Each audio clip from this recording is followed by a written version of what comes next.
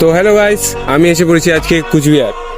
তো আজকে আমার সাথে একটা দাদা দেখা হলো। দাদা, তুমি দাদাটাকে চিনতে পারছো নাকি? তো দাদা, তোমার অ্যাকাউন্টের নামটা বলে দাও। SR Tatai Bengali. বলে বুঝে গেছো কত বড় ক্রিয়েটার। এই যে একটা পোস্ট, ফেভারিট পোস্ট। তো এই দাদাটাকে আমি একটা কোশ্চেন করব, দেখি দাদাটা কি অ্যান্সার দেয়। ৭৯ থেকে ৮০ বাদ দিলে কত থাকে? ৭৯ থেকে ৮০ বাদ দিলে, ৭৯ থেকে ৮০ বাদ দিলে, আচ্ছা ৭৯ থেকে ৮০ বাদ দিব তো হ্যাঁ হ্যাঁ, ১ থাকে। দেখো গাইস, আমি বুঝে গেছিলাম, এই দাদাটাকে দেখে বোঝা যাচ্ছিল দাদাটার মাথায় বুদ্ধি আছে। না হলে মেয়েদের তো হাঁটুতেই থাকে, সবাই জানে। দাদা, তুমি জানো কি জানো না বলো? আমি এখন আমার মানে কি বলবো, এখন তুমি বলো বলো।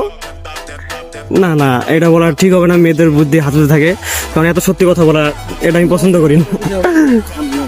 তো গাইস, দাদা কিছু বলে দাও ভিডিওর জন্য। তো যারা যারা ভিডিও দেখছো, এই ভাইটাকে অবশ্যই লাইক করো।